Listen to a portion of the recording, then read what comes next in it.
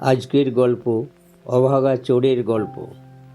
চুরির গল্প ও ভূতের গল্প ছোটরা খুবই ভালোবাসে, বড়রা কম ভালোবাসে, কারণ তাদের মধ্যে চোর অথবা ভূত বিরাজ করে। তবে বর্তমানে ছোট চোরের সংখ্যা খুবই কমে গেছে, আর ভূত প্রায় নেই বললেই চলে। ডাকাতের সংখ্যা অনেক বেড়ে গেছে। আজ আমি আমার ছোটবেলার দুটি চুরির গল্প বলবো। আবার বলি, গল্প নয়, সত্য ঘটনা এবং অভাগা চোরের কাহিনী। তখনকার দিনে গ্রামাঞ্চলে প্রায়ই রান্নাঘরে চুরি হতো, কারণ রান্নাঘরে কাঁসার থালাবাটি থাকতো। সেই কাঁসার ভালো দাম ছিল এবং এখনও আছে। তবে কাঁসার স্থানে পরে স্টিল এবং আরও পরে অর্থাৎ বর্তমানে কাঁচের প্লেট ও ফাইবার প্লেট দখল করেছে। এগুলি বিশেষ চুরি হয় না। আমার প্রথম চুরির গল্প বলি। এটি আমাদের গ্রামের বাড়ির রান্নাঘরের একটি বন্ধ মাটির জানালা মাঝরাতে ভেঙে সব জিনিস চোরে নিয়ে যায়। প্রায় 1964 সালের ঘটনা। শীতের রাত, তখন খুব ঠান্ডা পড়ত। রাতের খাওয়া দাওয়া সেরে রাত্রি 9টা বা 10টার মধ্যেই সবাই ঘুমোতে যেতাম। কাঁসার থালাবাটি চুরি হয় বলে আমার মা সবার থালাবাটি রান্নাঘর থেকে বার করে রান্না চালাতে রেখে দিতেন এবং রান্নাঘরে শিকল তুলে দিতেন। সকালে পুকুর ঘাটে ধোয়া হতো। চুরির রাত পার হবার পর ভোরবেলায় মা উঠে দেখেন খিড়কির দরজা এবং সদর দরজা বাইরে থেকে শিকল তোলা আছে।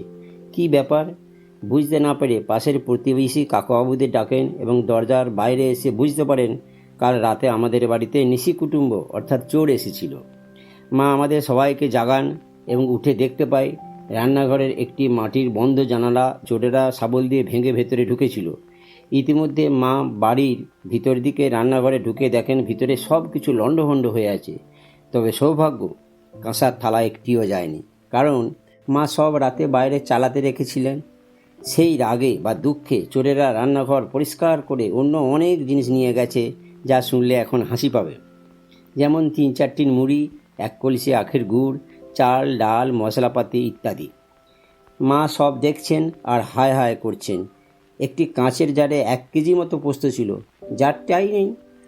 আমরাও লণ্ডভণ্ড রান্নাঘর দেখছি।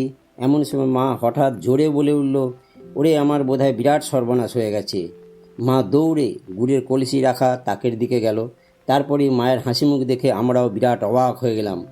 মা বলল, যাক, আমার আসল জিনিসটা চোরেরা নিয়ে যায়নি, রাখে হরি মারে কে। এই আসল জিনিসটা হলো একটি 3-4 ভরি সোনার গলার হার, যার বর্তমান মূল্য 5-6 লক্ষ টাকা। তখনকার দিনে গ্রামে ব্যাংকও ছিল না, লকার তো বহু দূরের কথা। আর আমাদের গরিব মাটির বাড়িতে কোনো সিন্দুক বা আলমারিও ছিল না। বাবার কেনা বা তৈরি করা একটি মোটা সোনার হার ছিল, মাকে কখনো পরতেও বিশেষ দেখিনি।